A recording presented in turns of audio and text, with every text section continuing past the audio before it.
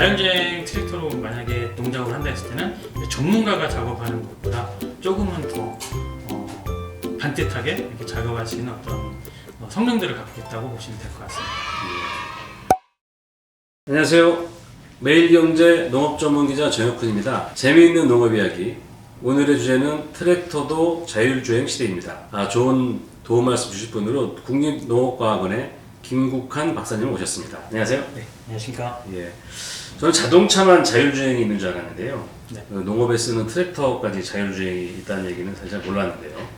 우리가 농업용 트랙터가 뭔지에 대해서 좀 먼저 설명 좀 부탁드리겠습니다. 네, 우선 트랙터라고 하는 기계는 흔한 얘기로 소가 밭을 가는 것과 같이 그런 어떤 밭을 가는 작업부터 다양한 작업기들을 교체하는 방식을 토대로 여러 가지 농작업을 할 수 있는 이 전반적인 동력 기반의 어떤 농기계라고 보시면 될 것 같은데요. 최근에 이제 경운한 쟁기질부터 그냥 제초 작업, 네. 이제 나중에는 감자라든가 이런 것들 수확하는 것까지도 그런 작업기의 변형을 토대로 다양한 농작업을 할 수 있는 기계라고 보시면 될 것 같습니다. 경운을 하는 네. 장비군요. 네. 경운이라 하면 어려운 말 같지만 사실 우리가 시골에서 많이 보는 경운기 네, 할 맞습니다. 때 밭 가는 걸 경운이라고 하죠. 네, 그렇습니다. 자, 그러면 그런 농업용 트랙터가 자율주행을 한다. 이건 어떤 개념입니까? 지금 가장 많이 대두되고 있는 자율주행 차의 경우에도 네. 일반적으로 이제 저희가 자동차에 쓰는 GPS가 있지 않습니까? 네네. 근데 이제 그런 GPS보다 약간 더 고정밀의 네. GPS를 장착함으로 인해서 미리 이제 설정해준 좌표를 따라서 이동할 수 있게끔 기능이 탑재된 네. 그런 트랙터를 우리가 자율주행 트랙터라고 일반적으로 얘기를 하고 있습니다. 그러면 결론적으로 궁금한 건데요. 사람이 운전하는 그런 일반 트랙터하고 아까 말씀하신 그런 자율주행 기반의 트랙터하고 분명히 성능이라든가 농작업의 효과 이런 게 좀 다를 텐데요. 일반 트랙터와 자율주행 트랙터의 어떤 성능의 부분은 기계적인 부분이라 큰 차이는 없습니다. 하지만 이제 운전하는 사람의 어떤 전문성이라든가 어떤 경험이라든가 이런 것들을 토대로 잘 하시는 분이 있는가 하면 그다음에 이제 초심자의 어떤 경우는 잘 못하는 경우들이 있지 않습니까? 근데 이제 그것과 같은 어떤 격차가 없이 자율주행 트랙터로 만약에 농작업을 한다 했을 때는 전문가가 작업하는 것보다 조금은 더 반듯하게 이렇게 작업할 수 있는 어떤 성능들을 갖고 있다고 보시면 될 것 같습니다. 예. 그러면 우리나라 기술하고 선진 기술의 수준을 비교하면 좀 어떻게 볼 수 있을까요? 우선 예전의 자료에 의하면 그다음 미국이라든가 일본 같은 선진국에서 미리 개발한 자율주행 트랙터하고 비교했을 때는 예전에는 5년 정도 격차가 난다고 얘기를 했었습니다. 근데 이제 지금 제가 판단하기에는 이제 그런 어떤 격차들도 줄여져서 그 트랙터를 제작하는 업체의 경우에도 지금 충분한 기술력을 가지고 자율주행 트랙터 기술을 지금 구현할 수 있는 걸로 알고 있습니다. 제가 아는 바로는 지금 실제 움직이는 자율주행 트랙터의 그 경운 오차들도 한 10cm 내외 정도로 굉장히 정밀하게 움직일 수 있는 어떤 기능들이 탑재되었다고 생각하고 있습니다. 예. 일반 사람들이 아무래도 그 머릿속으로 그릴 수가 있는데 네. 실제로 자율주행 트랙터가 어떻게 움직이는지 좀 궁금할 것 같은데요.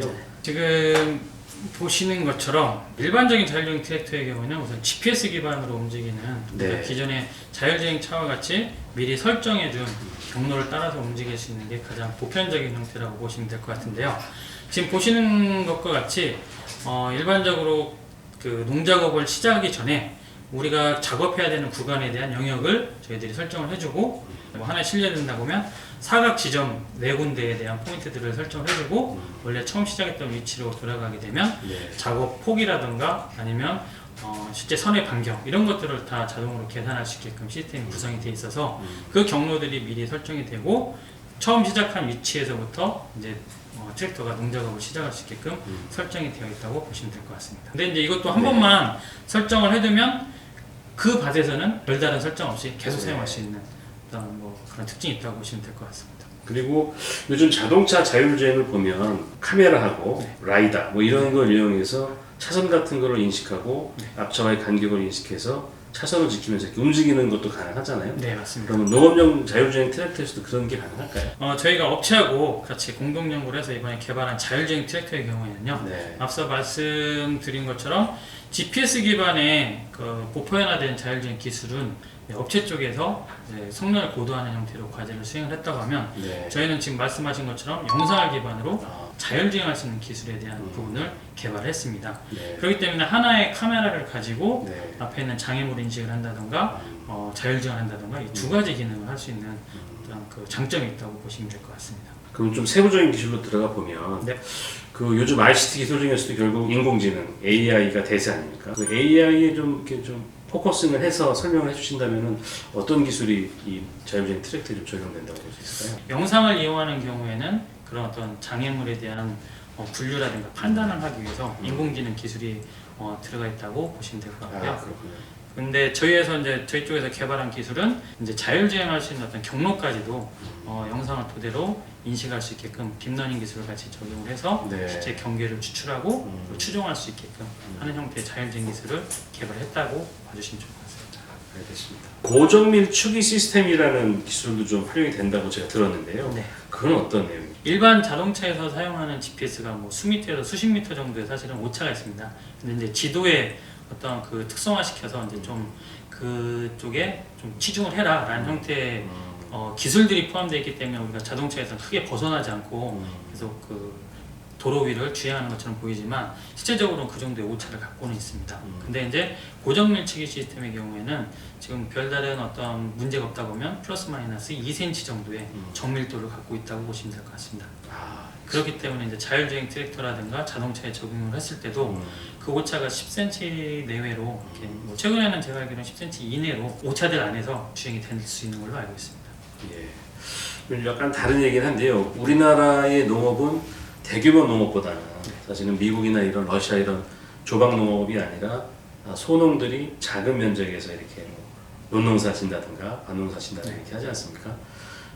그런 작은 지역에서는 트랙터를 이렇게 움직이기가 용이하지 않은 친구들이 네, 있을 것 같은데 자율주행 트랙터를 개발하는 데 있어서 그런 우리나라의 어떤 농업의 특성, 지형의 특성 같은 거를 좀 어떻게 좀 고려가 되고 있나요? 네, 지금 말씀해주신 것처럼 이제 선진 국가라든가 뭐 특히 뭐 한 예로 미국을 네. 든다고 했을 때는 거기 같은 경우는 굉장히 대규모의 농장을 그렇습니다. 운영하고 있기 때문에 트랙터를 활용을 해서 이제 너무 정밀하지 않더라도 굉장히 그런 자율주행 트랙터 기술의 일부만 활용을 하더라도 네. 굉장히 어떤 큰 효과를 거둘 수 있다고 하는 반면에 우리나라의 경우에는 소규모의 어떻게 보면 농사를 짓고 그 경지 자체도 사실은 이렇게 좀 잘 정형화되지 않은 곳도 있습니다. 네. 그렇기 때문에 이제 그런 부분에 있어서 사실은 이런 자율주행 트랙터가 적용할 수 있게끔 많은 연구자들이 뭐 업체뿐만 아니라 많은 연구자들이 그런 경로들을 실제로 추정할 수 있는 알고리즘들을 개발을 많이 해서 우리나라 현실에 적합한 어떤 자율주행 트랙터 기술들을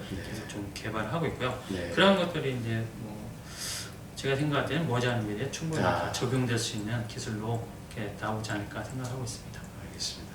사실 우리나라 농업은 이제 고령화도 심화되고 사실은 인력을 구하기도 어렵고 네, 맞습니다. 그래서 이 자율주행이라든가 이런 걸 통해서 자동화가 되면 상당히 농사가 쉽게 질 수 있지 않을까 생각이 되는데요. 네. 실제로 지금 말씀하신 기술들이 실제 농가에 보급이 되려면 어느 정도 시간이 더 필요할지라고 실제 그런 것들을 공급할 그 농기계 업체들의 지금 상황이나 이런 수준은 어떻게 되는지 좀 마지막 설명 좀 부탁드리겠습니다. 네. 지금 말씀하신 것처럼 지금 저희 우리나라에는 트랙터를 지금 개발하고 판매하고 있는 업체들이 네 군데가 있습니다. 지금 한 군데가 네. 합병이 돼서 네. 총 세 군데가 지금 운영이 되고 있는데요. 네. 지금 그곳에서도 각 말씀하신 것처럼 자율주행 트랙터 기술을 독자적으로 그리고 아니면 연구과제를 토대로 지금 개발을 해서 제가 아는 바로는 지금 빠르면 올해 말부터 내년 초에 네. 직진 자율주행할 수 있는 트랙터의 기술부터 네. 아니면 선행까지도 가능한 트랙터 기술을 포함하고 있는 네. 자율주행 트랙터를 시판할 걸로 알고 있습니다. 그래서 네. 이제 그런 어떤 부분들에 있어서 실제 현장이 빠르게 보급되고 저희 이제 국립농업과학원 입장에서도 많은 좀 도움을 주기 위해서 제가 이제 작년에 그런 네 군데의 업체들과 트랙터 업체들하고 업무 협약을 맺었습니다. 예. 김 박사님 오늘 말씀 감사드립니다. 네, 감사합니다. 예, 지금까지 국립농업과학원의 김국한 박사님을 모시고 트랙터도 자율주행 시대를 주제로 말씀 나눠봤는데요. 하루빨리 자율주행 트랙터 사용화가 돼서 우리 농업인들이 좀 더 편하게 농사 지을 수 있는 그런 시대가 빨리 왔으면 좋겠습니다. 다시 한번 감사드립니다. 네, 감사합니다.